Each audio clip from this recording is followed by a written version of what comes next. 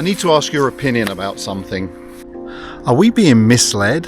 Misinformed? Scammed even? Or am I just being paranoid?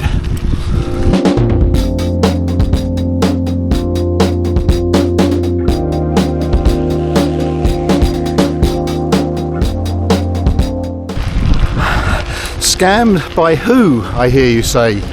And about what? Well, let me take a couple of minutes to explain.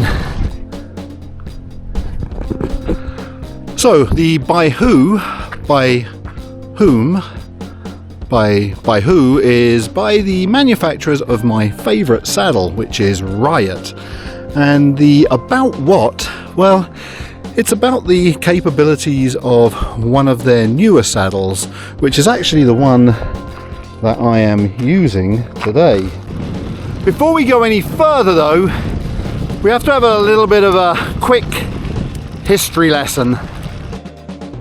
A few years ago I became really interested in 3D printed saddles, and initially I have to admit it was because I thought they looked pretty cool, but then I became quite intrigued by the fact that a lot of the more expensive 3D printed saddles employ adaptive technology.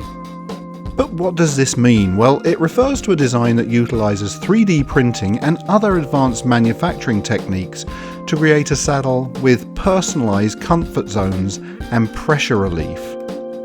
More specifically, it means that in areas where you need extra relief, for example where your sit bones meet the saddle, then an adaptive saddle will provide this.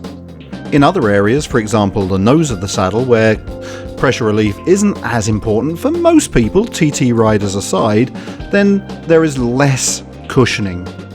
But when I looked at the prices that were being put out by Seller Italia Specialized Physique for their saddles, they were a bit beyond what I wanted to pay.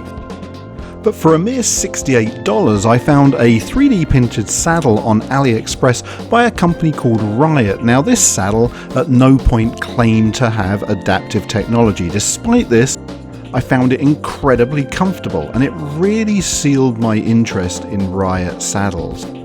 So this got me looking at other saddles from Ryet and paying a special attention to their advertising to see if any of them claimed to have adaptive technology. And I came across this one, and when I looked at the advertising, well, it was a little bit ambiguous. I'll see if you agree with me. So one piece of advertising claims that the saddle perfectly reflects your anatomy. Perfectly reflects your anatomy. Does that mean it's adaptive? Well, it's still pretty vague, so I'm assuming that they're not claiming that. But then the advertising goes on to claim that the saddle has seamlessly engineered zonal cushioning. Zonal cushioning? I've heard that before, many times, when the expensive saddle manufacturers are advertising their own adaptive saddles. So, does it mean that the saddle I'm getting is adaptive? Well, I haven't used any specific measuring devices, I've just used the fingertip pressure test, and I can tell you that this saddle, the cushioning, is pretty much the same throughout all zones.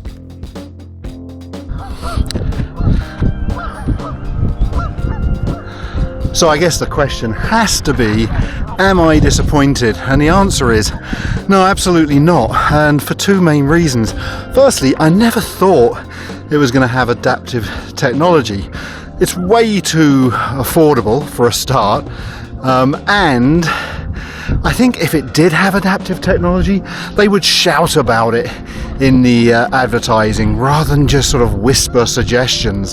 The second reason is, well, so far I'm loving the saddle, and it's not surprising.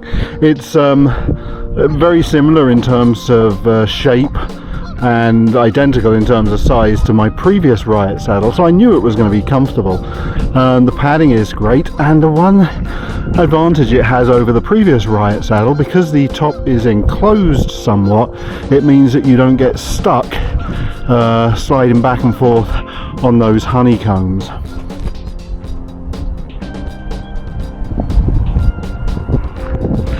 So I'd be interested to know what you think. Do you think that Maybe they were trying to be a bit sneaky, pull a fast one, make me believe that it was utilising adaptive technology, making other people believe that? Or do you think it was an innocent mistake, maybe something just a little bit lost in translation? At the end of the day, I don't care, because I got a good saddle, didn't pay an awful lot of money for it, and I'm happy with that. I do hope you've enjoyed this video. If you have, please remember, as always, give it a thumbs up. Subscribe to the channel if you're not already subscribed.